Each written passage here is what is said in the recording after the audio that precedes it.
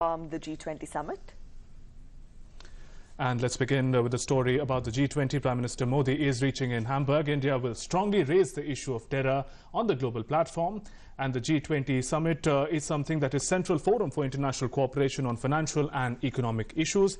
Let's take a look at India and its role in G20. Here's a report by correspondent Siddhant Sibbal.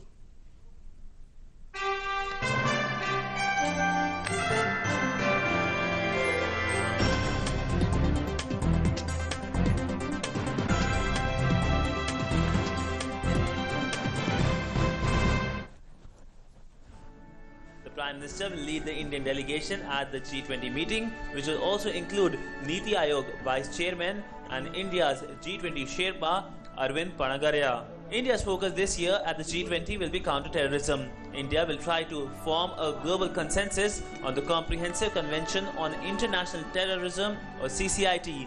CCIT calls for a common definition on terror, and Prime Minister Narendra Modi has been advocating the world to adopt it. G20 summit this year begins with the leaders' retreat, where the discussion theme is fighting terrorism. This is also in line with the recently concluded intergovernmental consultations between India and Germany, where Prime Minister Modi and Chancellor Merkel underlined the common concern about the threat and global reach of terrorism. This will be Prime Minister Narendra Modi's fourth G20 summit. His first was Brisbane Summit in 2014, Australia followed by Antalya Summit in 2015 and the China Summit in 2016. The theme goes well with Prime Minister's engagement with other world leaders. Issue of counterterrorism will remain a separate thrust area. I hope there will be some discussions about that the climate will be protected. Also in India it was a big topic that there was a lot of black money, and so also concerning terrorism, the money should be supervised, and there will be, I think, some achievements here. This year's summit will have a special focus on Africa, the last economic frontier.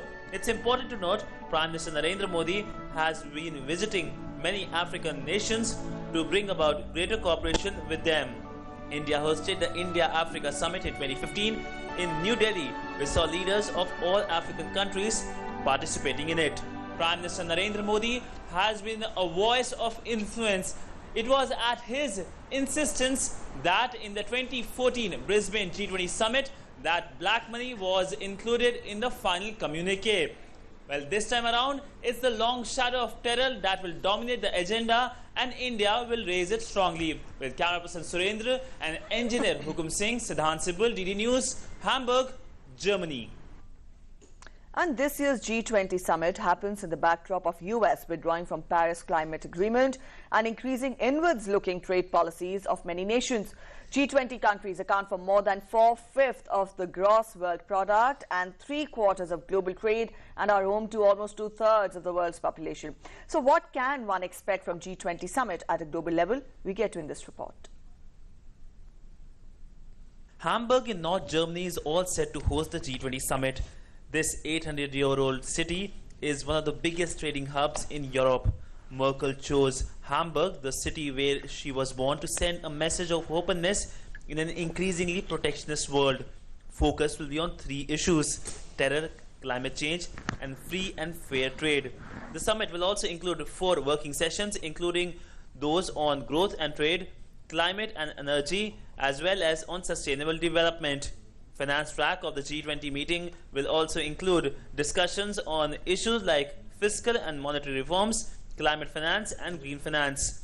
While the world is united on the issue of terror, it's the issue of climate change and fair and free trade that may cause division. Already divisions have started to appear, and a potential face-off is expected between Trump, the US President, and his European counterparts. German Chancellor Angela Merkel has made clear that she will not back down on climate change, whatever US President Donald Trump may have to do. But the big summit might be news for another big thing. Russian President Vladimir Putin and US President Trump bilateral. The US President and the Russian President will be meeting face to face for the first time, an encounter which will be intensely scrutinized and could overshadow the entire summit. The important part of this meeting is to have a good exchange between President Trump and President Putin over what they both see as the nature of this relationship between our two countries. Meanwhile, its fortress Hamburg, massive protests against G20 summit have already begun. Estimated 1 lakh people will be protesting in the city to voice their anger over climate change and global conflicts. About 20,000 police officers will be securing Germany's second city. When 20 of the top economic powers of the world will meet in this city of Hamburg, they will have plenty to talk about, from terror to trade to climate change. But the question is, will there be a consensus or will there be a face-off? Face-off primarily because these leaders don't have a common opinion about most of the things which impact everyone from New York to New Delhi. With camera person Surendra and engineer Hukum Singh, Siddhant Sibal, DD News, Hamburg, Germany. Our correspondent Siddhant Sibal is joining us with more to get us. Siddhant, this will be for the first time that US President will be part of the G20 summit. Added to that, Prime Minister Modi will be attending his 4th G20 summit. Now, you've talked in your report specifically about terrorism and the Paris climate change, the changing stance of US in the Paris climate change. Let us know more. Can we say that this year's G20 summit would mark a shift wherein economic issues somewhere will take a back seat? Can we say that?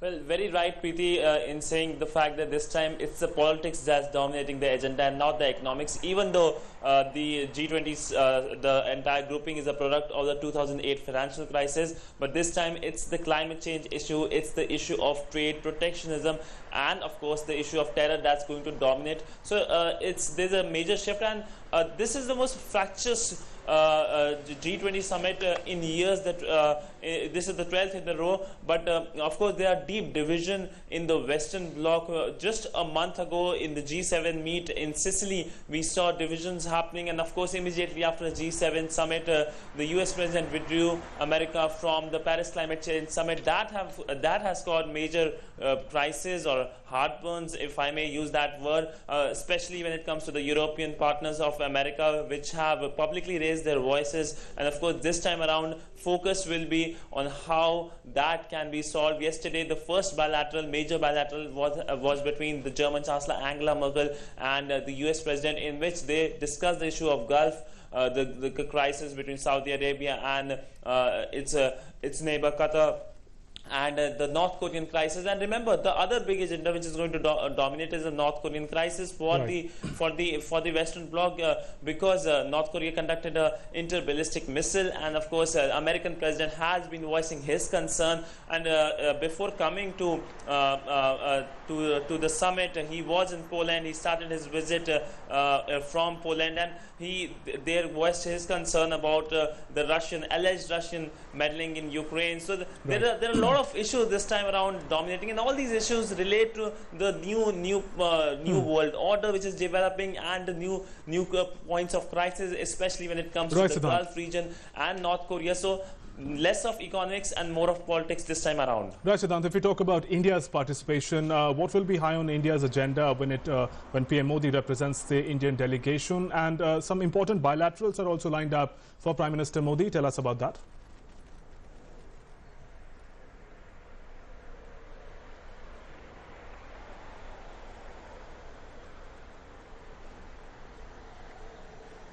Well, very right. India's focus has always been many issues. The important issue has been the black money issue, but this time around India will be focusing on the issue of terror. And today, when the summit starts at 10 a.m., there is a retreat, which is a very Germanic way of communication. So all the leaders will be present together in a very informal environment and will be discussing the issue of terror.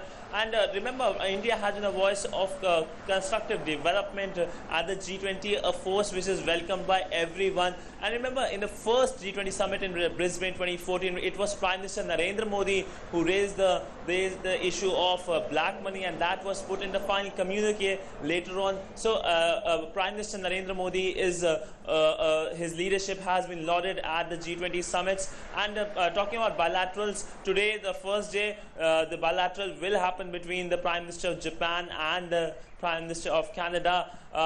Japan has been a neighbor and has been a country which we have good relations.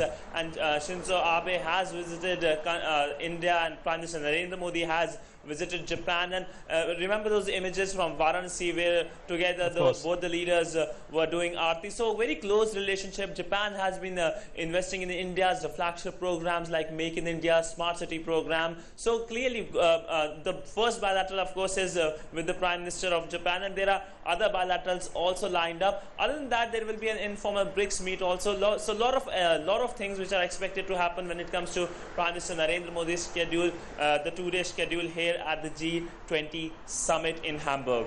All right, Siddhant, thank you very much for joining us from Hamburg with those updates. We'll, of course, connect with you ahead in the day when the G20 summit progresses. Up next, we're heading for a short commercial.